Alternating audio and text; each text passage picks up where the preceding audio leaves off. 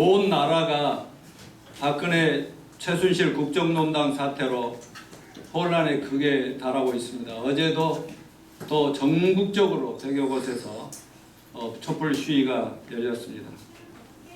캄캄한 밤에 바다를 항해하다가 극심한 풍랑을 만나 표류하는 배에게 가장 필요한 것이 무엇입니까? 밝은 빛을 비춰주는 등대가 필요합니다. 교회는, 그리스도인들은 바로 각자의 위치에서 등대 역할, 배가 난파당하지 않도록 밝은 빛을 비춰 길 안내 역할을 하는 등대 역할을 감당해야 된다고 저는 믿습니다. 어두운 바다를 밝히는 등대 역할, 그 역할이 바로 우리 주님 예수 그리스도께서 믿는 자들에게 또 교회들에게 주신 지상 명령이라고 하는 것입니다. 주님이 우리에게 명령하신 지상 명령은 어둠 속에서 불안하고 떨고 두려워하는 인생들에게 주 예수 그리스도의 구원의 복음을 전해서 그들을 구원해내고 그들이 구원받으면 또 그들과 함께 힘을 합해서 정말 침몰하는 그 죄악의 그 바다에서 한 영혼이라도 더 살리는 일에 순종을 해야 된다고 저는 믿습니다.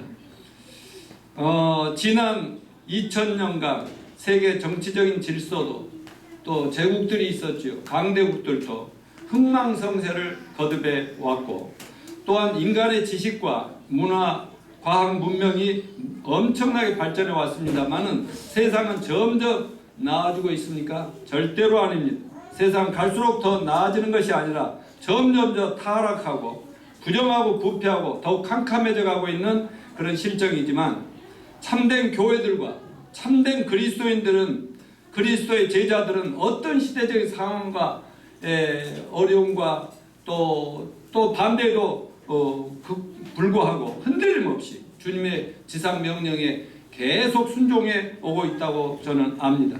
그래서 오늘날 우리나라에도 또 전 세계에도 심지어 저 북한까지 중국 공산주의 중국까지도 온 세계에 불을 밝히는 그런 수많은 예수님 제자들과 교회들이 그 나라의 그 민족의 양심 세력으로 지금 활동하고 있다고 봅니다.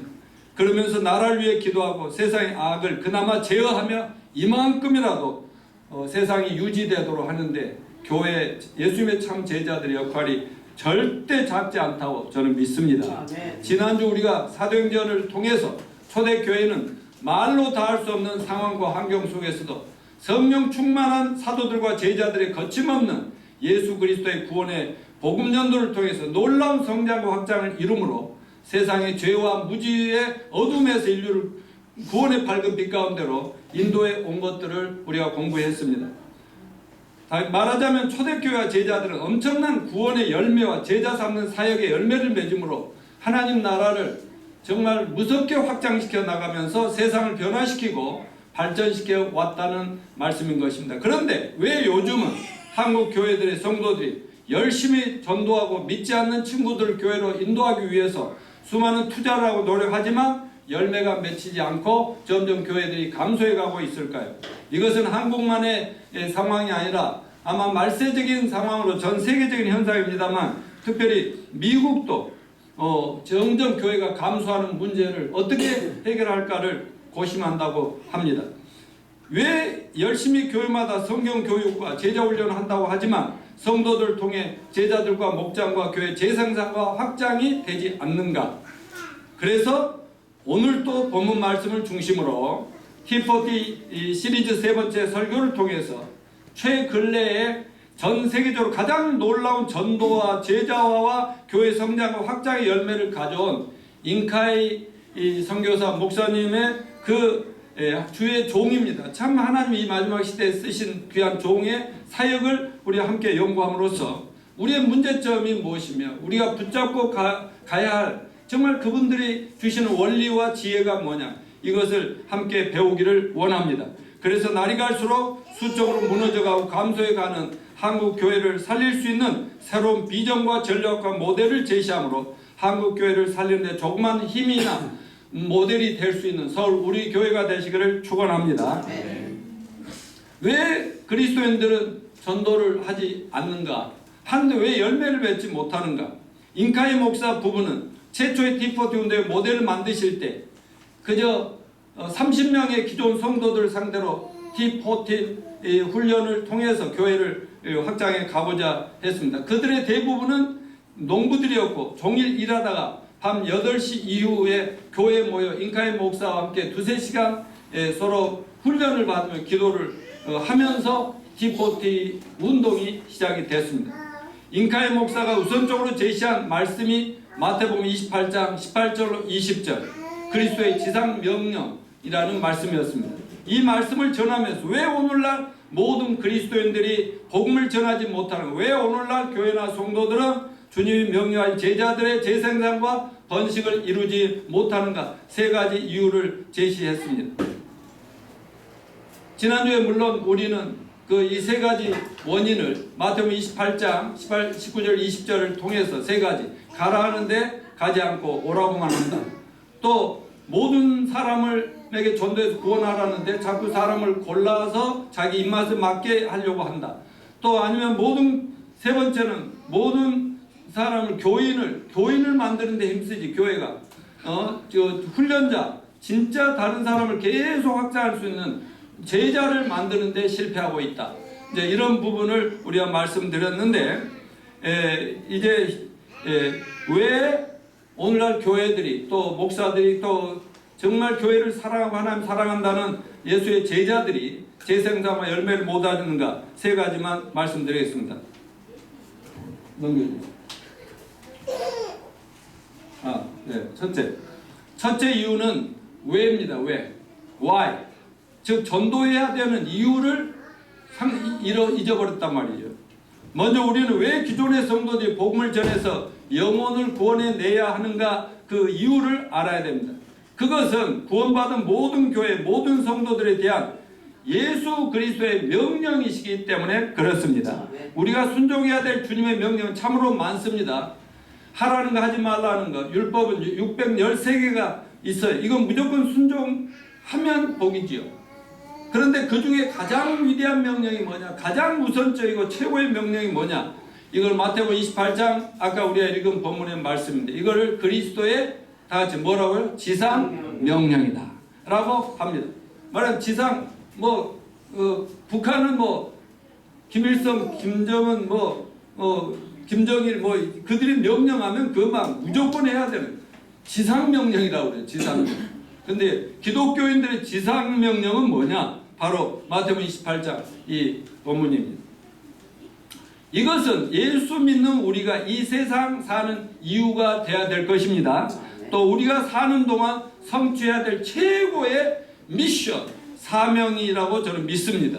그리고 저와 여러분 믿는 동안 우리가 정말 붙잡고 반드시 이루어가야 될 하나님 주신 꿈이요 비전이라고 저는 믿습니다. 예수님께서 우리에게 세상 모든 민족에게 복음을 전하라고 명령하셨어요. 모든 족속으로 제자를 삼으라고 명령하신 것입니다. 그러므로 그리스도인들이라면 모든 사람들에게 복음을 전해야 되겠지요. 그리고 그들의 영혼을 구원하고 구원받은 새신자들로 우리들처럼 전도하고 또 제자 훈련하고 할 수 있던 제자 훈련을 하는 것, 이거는 모든 신자들이 다 감당해야 하는 것입니다. 주님이 우리에게 가장 기대하는 것이 그것이고, 우리가 그 일을 성취할 때 주님은 매우 기뻐하시며 마음껏 우리를 후원해 주실 줄로 믿습니다. 이번 기회에 예수님의 제자들로서 우리 모두가 그리스도의 지상 명령을 우리의 평생의 미션으로, 사명으로, 비전으로 붙잡고 전진해 나갑시다. 2번째 이유입니다. 우리가 누구에게 복음을 전해야 될지 모르기 때문입니다. 주변에 사람들은 많은데 누구에게 전도해야 될지 몰라요. 그러나 주님은 모든 민족에게 나아가 복음을 전하여 영혼 구원해서 제자를 삼으라고 했어요.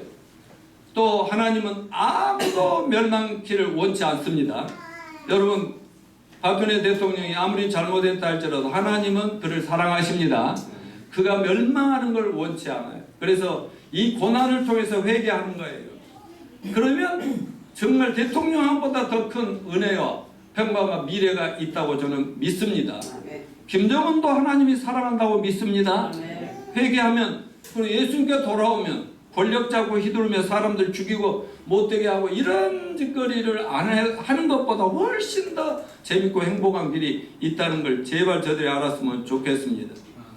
또 하나님은 모든, 다 같이 모든 사람 손으로 해봐요. 하나님은 우리 이한이 해야 되는데 모든 사람이 구원을 받으며 모든 사람이 구원을 받으며 진리를 깨닫는 게 되기를 원하시느니라. 진리를 깨닫게 되기를 원하시느니라. 아멘. 하나님은 이 세상을 이처럼 사랑하사 독생자를 주셨으니 저를 믿는 자보다 멸망치 않고 영생을 얻게 하려 하심이니라. 하나님은 이렇게 모든 흉악범들을 다 포함한 이들을 사랑하신다고, 구원받기를 원하신다고 말씀하십니다. 그러니까 어떤 특별한 사람들을 골라서 전도해서는 안 되죠. 그렇다고 5천만 우리나라 사람 다 구원해야 되는데 어떻게 하나 하면서 손 놓고 다 구원받아야 되는데 해야 되는데 이렇게만 하고 있으면 이것도 또 불순종이란 말이죠. 그래서 이 시간 여러분 주변의 사람들을 한번 곰곰이 생각해 보세요. 아직도 교회 나가지 않고 구원받지 않는, 그래서 뭔가 세상의 소망을 걸고 살면서 온갖 인생의 세파에 흔들리는 그런 사람들 한번 둘러봐야 됩니다. 근데 우리 가정 안팎으로 수많은 사람들을 알고 있지만 누구에게 전해야 될지 잘 모르잖아요. 그래서 여러분들이 곰곰이 생각하면서 내가 볼 때 구원받아야 될 사람들이 누군가, 직장, 학교, 동네, 동료들, 이런 사람들을 제발 생각해. 이거는 수요일날 밤마다 우리가 지난날 전도 훈련할 때 오이코스 전도라고 하는, 그래서 그 오이코스라는 게 내가 내 가까운 하나님이 내가 전도해야 된다고 붙여주신 그런 사람들을 얘기하겠죠. 이거 수요일날 모임에서 우리 작업을 하겠습니다. 인카임 목사님이 하나님 특별하신 인도함으로 아는 사람이 한 명도 없는 아시아의 어떤 나라의 어떤 지역의 어떤 교회 성도들 30명을 모아가지고 어떻게 하면 전도를 잘하고 제자들을 만들며 교회를 많이 확장해 나갈 수 있는가를 훈련할 기회를 갖게 되었습니다. 그래서 그들에게 자신의 가족, 친지, 이웃들 중 복음을 듣고 구원받아야 할 사람의 이름을 적어보라고 훈련을 하는 겁니다. 이걸 뭐라고 한다고요? 오이코스 명단 작성. 우리는 익숙합니다. 적어놓고 전도 안 하는데 문제가 있지만 앞으로는 적어놓고 전도할 사람들 이걸 할 겁니다. 대다수의 사람들은 20, 30명의 오이코스가 있어요. 어떤 사람은 80명, 100명도 적어낼 수가 있어요. 모든 사람들이 가족, 친구, 이웃, 동료들 가운데 예수님을 아직 믿지 않거나 모르거나 하나님과 함께 동행하지 않는 사람들의 명단을 가지게 됩니다. 그 다음에 우리가 할 일은 뭐예요? 명단 놓고 기도하는 것입니다. 기도를 하고 난 뒤 여러분들이 우리가 이제 그런 훈련을 할 거예요. 이제 5명씩 한 그룹을 지어서 1그룹, 2그룹, 3그룹 5명씩 이렇게 해서 한 주간 동안 5명에게 복음을 무조건 전한다. 이런 것들을 실천하기 시작하면은, 근데 여기 T40에서 증언하는 전 세계적으로 일어났던 수많은 사람들이 목사들이 했다는 게 아니에요. 평신도들이 자기 죽도록 일하면서 먹고 사는 일을 하면서도 또 그 일을 얼마든지 펼쳐나갔다는 증언이기 때문에 우리도 할 수 있다고 믿습니다. 정권사님 할 수 있다고요. 할 수 있다고요.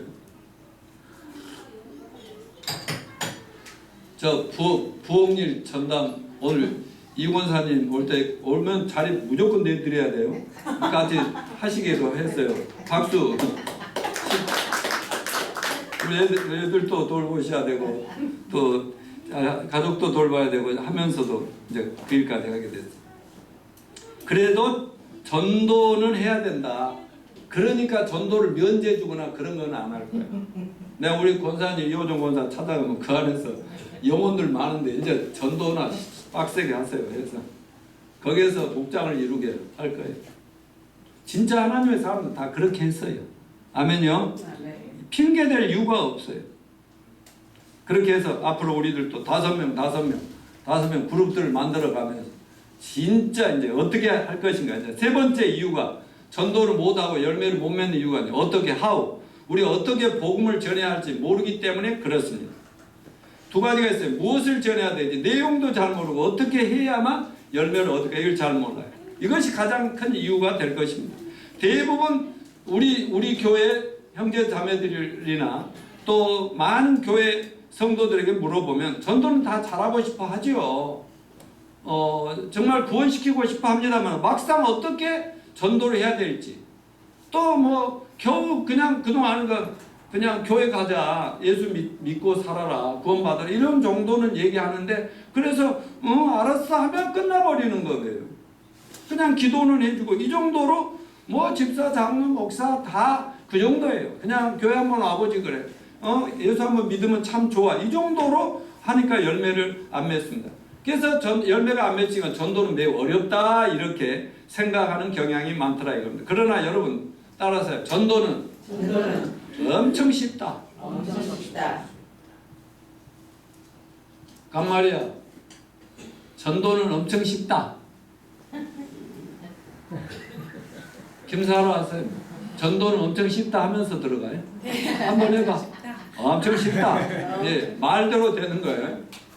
우리 바울이도 간바울도 아무리 바쁘고 힘들어도 바울 한번 따라하세요. 목사님 따라해요. 전도는 엄청 쉽다. 야, 쉽다면 쉬운 거야. 왜냐하면 여러분 자신이 하나님 만난 이야기, 예수 믿고 구원받고 변화된 이야기부터 시작하면 되는 것이 전도다 그 말입니다. 즉 전도는 바로 자신의 구원 간증, 하나님 만난 간증으로부터 시작한다는 사실을 잊지 마시기 바랍니다. 아멘. 앞으로 우리들도 이 훈련을 다시 할 건데요. 여러분의 구원받은 이야기는 대단히 쉽습니다. 세 부분으로 구성되어 있어요. 저는 어제도 우리 마지막 숙부님 열 형제들 중에서 이제 마지막 돌아가셨는데 어제 병원에 가서 임종 위로 예배를 하면서도 그 틈에 설교하면서도 내 간증을 하는 거예요. 에? 나는 어렸을 때부터 교회 나왔는데 29살에 어떤 목사를 만나서 정말 복음을 듣고 진짜 구원하고 내 인생이 이렇게 변화됐습니다 하고 그러면서 복음을 전할 기회를 잡는 거예요. 나는 시도 때도 없이 그 사람에 맞는 간증으로부터 시작을 하거든요. 설교 때도 아주 지겨울 정도로 많이 들으셨죠. 네. 그것이 다 이유가 있다고. 자, 그래서 자신의 구원 간증 이야기를 넘겨보십시오. 자, 첫째는 첫 부분이 이거예요. 간증문 첫 부분이 Before Christ. 예수님을 만나기 전에 나는 어떤 인간이었는가, 또 예수 믿기 전에 어떤 고민들과 고뇌와 불안과 두려움과 어떤 형편에 있었던가 이런 것들을 쫙 이제 적는 거예요. 이것도 수요일 날 우리가 이제 훈련을 할 겁니다. 두 번째 부분은 예수님을 만나게 된 결정적 계기가 뭐였는가, 어떻게 내 인생의 BC와 AD가 갈라지게 됐는가, 어떻게 내 운명이 바뀌게 되었는가, 그런 계기를 아주 리얼하게 얘기를 하는 것입니다. 세 번째 부분은 After Christ, 그리스도인이 된 다음에 삶에 어떤 변화가 생겼는가, 마음의 변화, 정신적인 변화, 가정의 변화, 내 인생의 변화, 어떤 변화가 시작됐나, 특별히 당신의 삶이 더 즐거워지고 평안하게 되었나, 소망과 꿈과 비전이 생겼는가, 인생의 목표가 생겼는가, 이런 것들에 대해서 우리가 간증을 하는 거예요. 자, 구원 간증 작성과 연습도 이제 우리 목장 수요일 밤에 목장 모임이 이제 T40 이제 훈련 모임으로 변화돼 가고 있는데요. 이런 것들을 잘 해야 됩니다.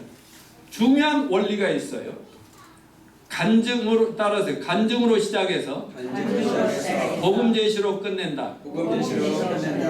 예, 우리가요 간증을 할 때 사람들 마음을 움직일 수가 있거든요.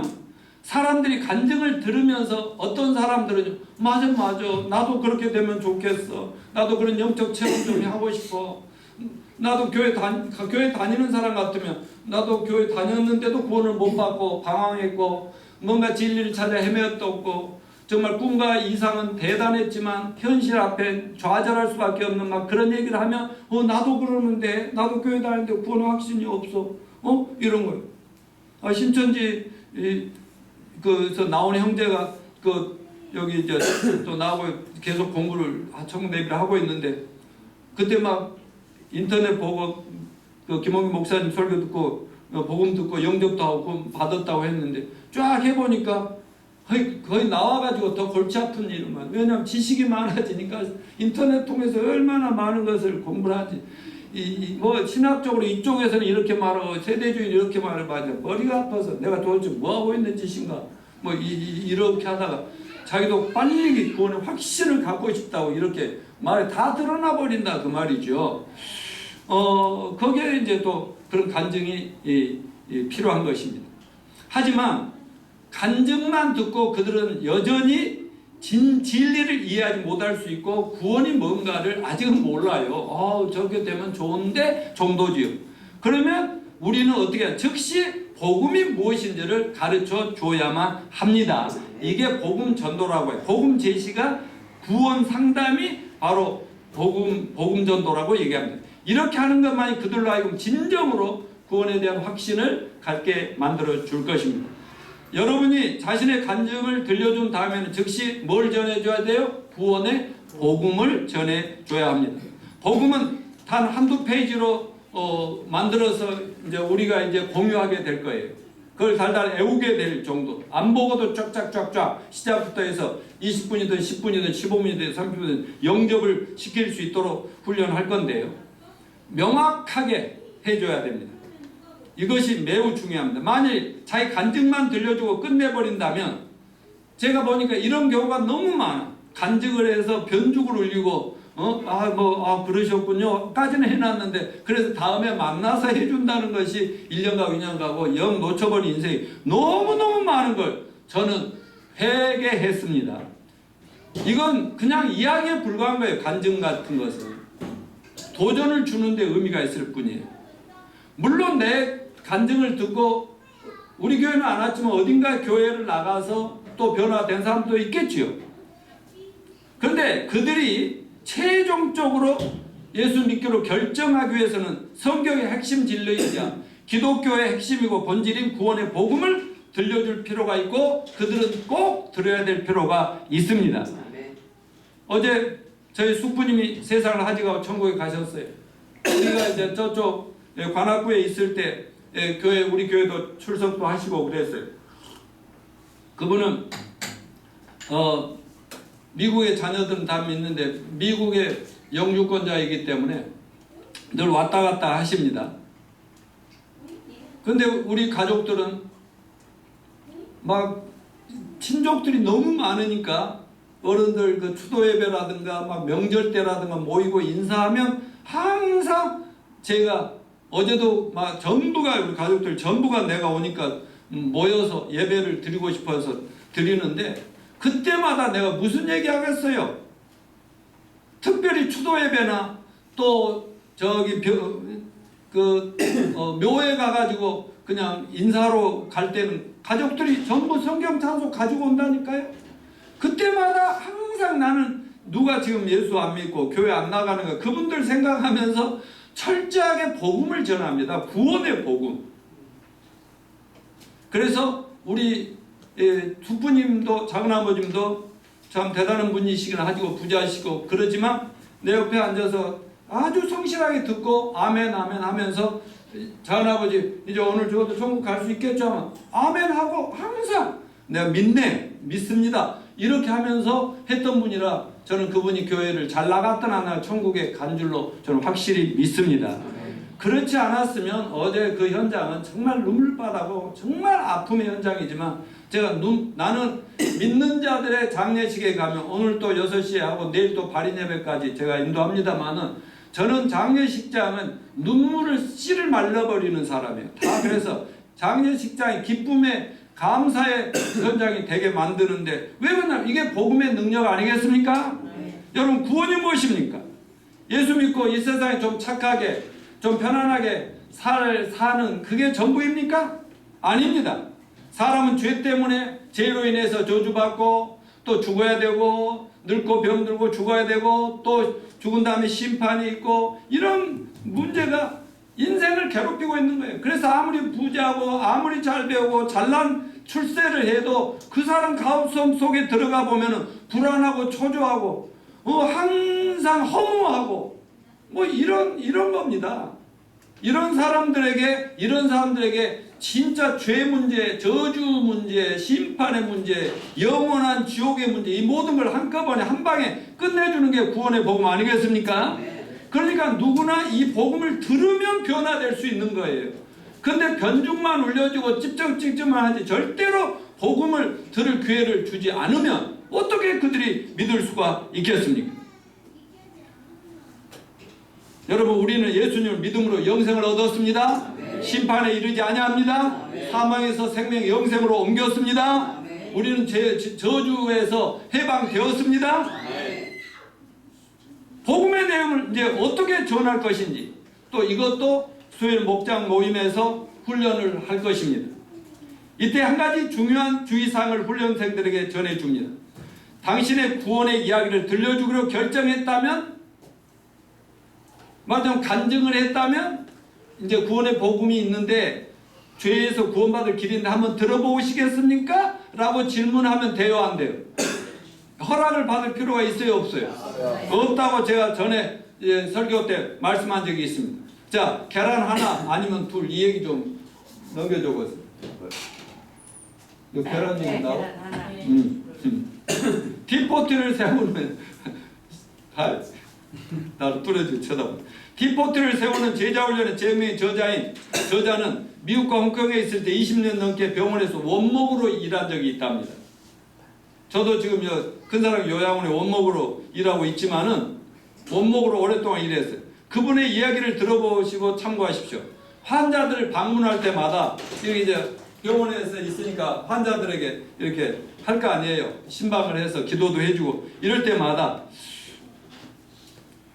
병실에 누워있는 환자들에게 좀 오늘 좀 어떠세요? 좀 나아지셨나요? 저는 이 병원의 목사입니다. 당신에게 복음을 전해드리고 싶습니다. 라고 말을 했다고 합니다. 그렇지 않을 경우에는 예수 그리스도를 아세요? 구원의 방법을 아세요? 라고 이렇게 질문했다고 합니다. 정중하게. 그런데 그분이 방문했던 대다수의 환자들은 굉장히 친절하고 훌륭한 사람들이었는데, 그러나 그분이 복음을 전해주고 예수를 좀 전해주려고 하면 그때마다 아니요, 제가 몸이 좀 피곤해서요, 이러면서 절대 다수가 거절하더래요. 그래서 자기는 그날 사역한 결과를 적으면서 거절당함 이것이 대부분 보고서의 내용입니다. 평균적으로 15명의 환자를 만났을 때 한두 명이 자기 간증을 들어주는 정도였어요. 나머지 사람들 아예 들으려고 하지도 않고 그래서 기회를 잡을 수가 없었답니다. 근데 그분은 복음을 잘 전할 수 있는 준비가 된 사람에도 불구하고, 그러면 그분들이 듣지 않는다면 어떻게 복음을 전해서 구원을 시킬 수가 있겠어요? 자, 여러분, 누구든지 구원의 복음을 들으면 구원받을 수 있습니다. 로마서 10장 13절 15절 시작. 누구든지 주의 이름을 부르는 자는 구원을 받으리라. 그런즉 그들이 믿지 아니하는 일을 어찌 부르리요? 듣지도 못하는 일을 어찌 믿으리요? 전파하는 자가 없이 어찌 들으리요? 보내심을 받지 아니하시면 어찌 전파하리요? 기록된 바 아름답도다. 좋은 소식을 전하는 자들의 발이여 함과 같으니라. 아멘. 여기서 복음 할 때 내가 목사님들에게도 늘 얘기를 하지만은 그냥 교회 한번 오세요, 예배차에 자리에 앉으면 전도했다고 생각하면 복음 전했다고 생각하면 절대 아닙니다. 절대. 교회 오든 밖에서든 어디서든지 복음을 들어야 구원을 받습니다.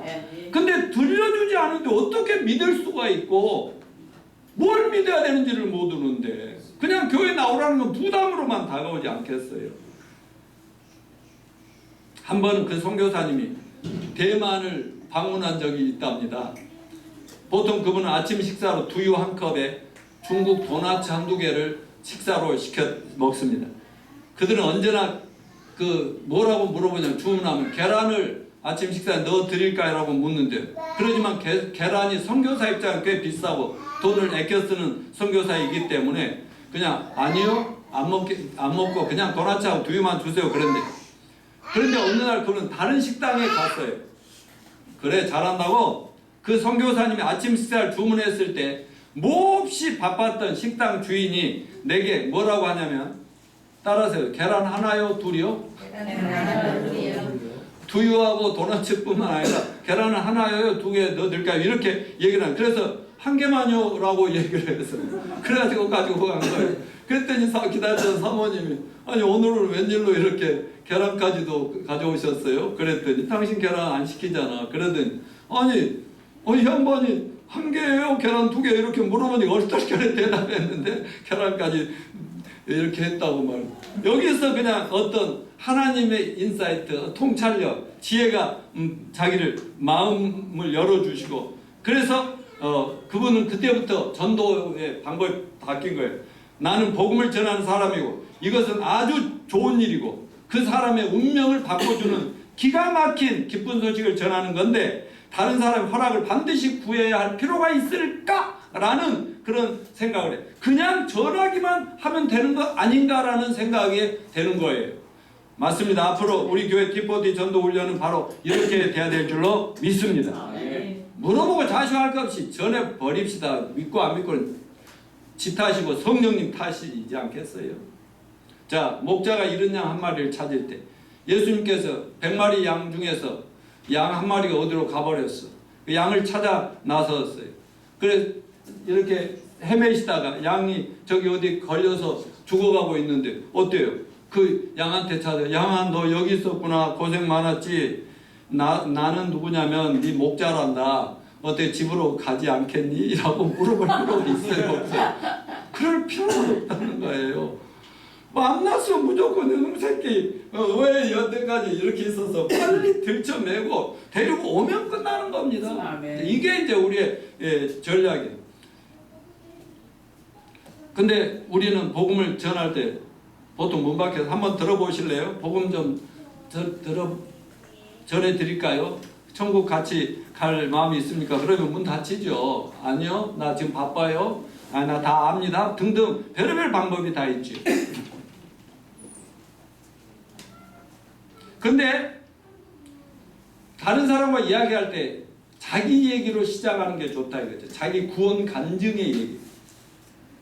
너 구원 받아야 돼 하면 벌써 상대방한테 공격하고 나가는 거지만 나는 이런 사람이었습니다. 그런데 그때 내가 얼마나 훌륭한 사람인데 예수를 믿었는지 아십니까? 이러면 누가 들어주려고 하겠어요? 요즘 세상 사람들은요 나쁜 남자 그걸 좋아하는 여러분 그런 게 있지. 너무 착하고 착해 빠진 남자가 아니라 좀 못된 남자를 좋아한다면서 이제 말이야 맞아? 요즘 세상에 그런다는 경향이 있지. 그지? 그러니까 어떻게 얘기해야 되냐면 대부분 사람들은요 여봐요 당신은 잘 모르겠지만 나는 예전에 굉장히 나쁜 사람이었거든요. 이렇게 뭐 예수 믿고 이런 사람 아니었어요. 근데 이분들이 공통적으로 하는 말이에요. 나쁜 사람 이야기를 싫어하는 사람은 없더라 이거예요. 호기심을 자극한다는 거예요. 근데 잘난 척한 사람들 얘기는 듣기 싫어합니다. 내 자기 고백을 나쁘게 하면 제가 몇 번 얘기했지만 제가 이제 구원받고 버스에 가면은 가만히 조용히 가려고 하는데 속에서 성령이 불을 막 주시면 딱 일어나가지고 사랑하는 강서 구민 여러분 하면서 그럼 뭐야 저게 그러잖아요. 저는 살인자였습니다. 저는 강도였습니다. 저는 음행자였습니다. 저는 사기꾼이었습니다. 이렇게 나오면 뭔 소리 하고 있는 거고 전부 이렇게 조용히 그렇게 안 생겨먹은 친구 왜 무슨 저런 이거 잘못하면 우리 막 다 뒤집어 엎은 거 아니고 겁도 주면서 막 그렇게 한 거예요. 그런데 제가 여기에 서 있을까요? 이렇게 하면서 이제 시작을 하면 저 간증을 하는 거예요. 이 나쁜 얘기를 할 때 사람들이 호기심을 갖고 하더라. 이 설교 준비하면서 우리 전정자 사모하고 나하고 만날 때 이제 곧 이제 12월 우리가 10일 날 만나서 8일 날 결혼했나? 8일 날 만나서 10일 날 결혼했나? 8일 날 결혼했죠. 그렇지. 10일 날 만나서. 그래서 12월 10일 날 만났단 말이죠. 버스 안에서. 그런데 가만히 보니까 너무 착한 사람이고 또 나와 우리 친구들한테 너무 잘해주더라고. 만난 지 얼마 안 됐는데. 근데 12월 24일 날 하나님 앞에서 양심의 갇혀 있어. 우리 같이 만나서 데이트도 하고 영화도 보자고 해놓고 근데 안 될 것 같아. 연약한 여자에게 뭐 지가 결혼할 것도 아니면서 상처나 주고 이러면 안 된다는 생각이 들어가지고요. 만나가지고요. 난 당신 생각한 것보다 그렇게 잘난 사람 아니고요. 나는 나쁜 사람이고 부족하고요. 우리 집안 형편없이 가난하고요. 저 전라도 못 보고요. 호남 사람이고요. 막 그런 얘기를 하면서 그 말은 뭐냐면 그래서 당신의 갈 길이 있고 내 갈 길이 있고 나는 아직 나이도 어리고요. 막 이래가지고 그날 딱 얘기해놓고는 극장 앞에서 딱 불러다 놓고 혼자 딱 돌아가서 집에 가서 통파하고 그냥 혼자 누워가지고 이렇게 목사야 이거 막 아니 마음에는 들지만은 그랬는데 그 뒤로 확실히 여자들 나쁜 얘기하면 좋아하나 봐. 그래갖고 지금까지 살고 있잖아. 지금 뭔 얘기 하는 거야? 그 사람 나는 예수 믿기 전에 이렇게 못된 놈이었다는 얘기. 이러는데 근데 그 못됐다는 얘기를 너무 많이 해도 그러니까 니는 가서 예수나 믿어야 되겠구만. 나는 착하니까 이렇게 나오니까 적당히 해야 됩니다. 그래서 그 원목이 다시 병원으로 돌아갔을 때는 깨닫고 뭐라냐. 환자들이 이렇게 합니다. 당신은 내가 예전에 어떤 사람인지 모르실 겁니다. 저는 아내와 매일같이 싸우던 사람이었거든요. 이렇게 말문을 열어요. 그럼 웬만하면 다 싸우잖아. 웬만하면. 아 됐어요. 별로 듣고 싶지 않군요. 이렇게 말하는 사람 거의 없더라는 거지.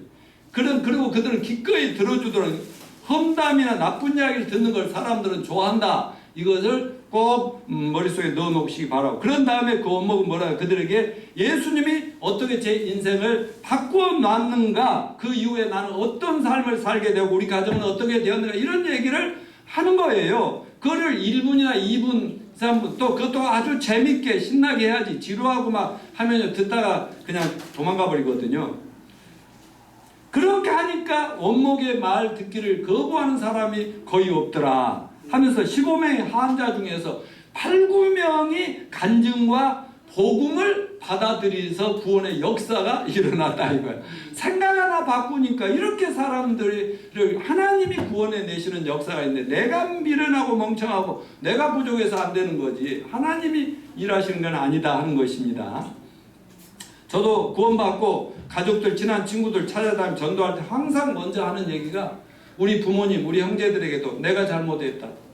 내가 얼마 전에 예수님을 만나서 내가 구원이라는 걸 받았는데 하나님 앞에 보니까 내가 나쁜 형이었어. 나쁜 동생이었어. 엄마 나쁜 아들이었어. 이 말로부터 시작해. 내가 얼마나 불량하고 내가 엄마를 어떻게든 직장 들어가면 엄마부터 잘 살게 해드리려고 했는데 그냥 내 출세나 내 앞길을 해서 어머니들 돌보지 못한 아주 못된 놈이었는데 내가 얼마 전에 교회를 다녔다가도 진짜 29에 예수님 얼마 전에 만났거든. 그래서 이제부터는 엄마부터 살리려고 그래. 이렇게 나가게 되고 친구들을 찾아가서도 그래서 내가 친구들의 호프였고 희망이었고 나는 항상 이상주의자고 미래의 꿈을 심어고 같이 가자 고투게더 하던 사람이었는데 친구 찾아가면 아주 진지하고 심각한 모드로 내가 또 돌려가지고 농담도 잘하고 막 유머도 잘하던 내가 그냥 전혀 유머 같은 할 생각도 안 하고 찾아가서 친구야 미안해. 뭘 말이야. 막 그러면 이제 그때부터 고백하는 거예요. 나는 너희들과 함께 좋은 일을 하고 나라 민족을 위해서 뭐 미래를 위해서 좋은 일을 하자 했는데 가만히 내가 얼마 전에 예수님을 만나게 돼서 구원을 받았어. 내가 교회 안 다닌 거 아니었다. 계속 다녔잖아. 그런데도 몰랐는데 내가 막 깨닫고 구원받고 보니까 이 모양이었어.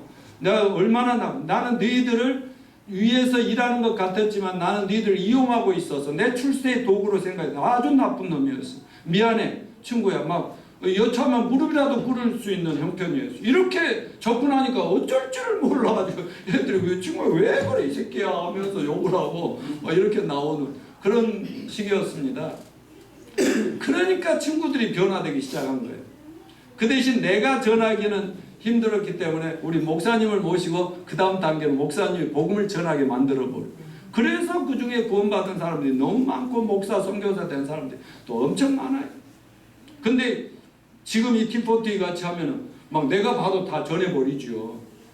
우리 사모님하고 나가 처음에만 구원받고 얼마 동안만 그랬지 그 다음부터는 전부 이제 만나면 전부 구원시키는 거예요. 복음 전에. 그러니까 막 교회가 확장되고 막 제자들이 많아지고 이런 역사가 일어난 거 아니겠습니까? 자, 10중 8구 거절이냐 영접이냐. 열매는 언제나 나의 간증과 복음 전도 태도나 자세, 질문 방법에 달려 있습니다. 세일스 영업에서 가르치는 많이 판매고 올리는 비법이 뭐니까 사시겠습니까? 안 사시겠습니까? 이러면 안 사시겠습니다? 하는 사람이 많겠죠. 그 말은 거절하라는 질문입니다. 이때 예수님을 영접하시겠느냐? 혹은 구원받으시고 싶습니까? 천국 같이 가보실래요? 하면 아니요? 하면 끝나버리는 거예요. 그냥 적절한 상황이 오면 자기 구원 간증 자연스럽게 나누고 이어서 어떻게 죄인이 구원받고 당신의 근본적인 인생의 문제 어떻게 해결되는가를 그냥 심플하고 쉽고 간단하게 확실하게 명료하게 전해주면 끝난다 그 말입니다. 아멘. 엄청나게 많은 경험 속에서 나온 얘기입니다. 자, 하늘에 계신 아버지의 마음, 비전을 제시해주는 얘기. 티포티 저자 인카이라는 목사님 어린 시절에 간증이 이런 간증이 있어요. 학교를 가는데 너무 멀어가지고 걸어다니기가 너무 힘든데 자전거 한 대가 있으면 너무 좋겠어. 그런데 어느 날 이렇게 집에 들어와서 이렇게 방을 지나가는데 아빠가 엄마한테 하는 얘기가 아빠도 목사님인데 제 자전거 하나 꼭 사줘야 되겠어. 그 말을 들었어요. 그래서 내색을 안 하고 가서 그 다음날 아빠 나 자전거 한 대만 사줘요. 그랬더니 아빠가 무슨 이제 작전이었는지 몰라. 아니 지금은 사줄 수가 없거든. 그렇게 나오고. 그런데 이 아들은 아버지 마음을 알아요 몰라요?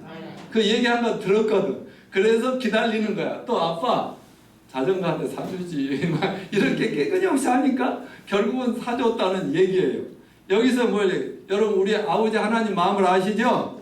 모든 사람이 구원받기 원하잖아요. 주 예수를 믿으라 그러면 너와 내 집이 네 오이코스가 구원받으리라는 거 약속이잖아요. 그리고 그분을 위해 그 영혼 구원을 위해서 자기 목숨까지 희생하신 주님이시잖아요. 아버지 마음은 얼마나 오늘 또 우리를 통해서 영혼을 찾고 계신지 우리가 아버지 마음을 알잖아요.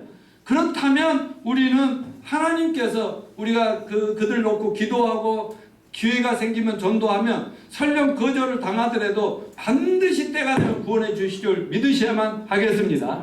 하나님의 뜻이기 때문에 반드시 가능하다는 걸 믿고 포기하지 않고 끊임없이 나가면 많은 영혼이 구원받게 되리라고 믿습니다.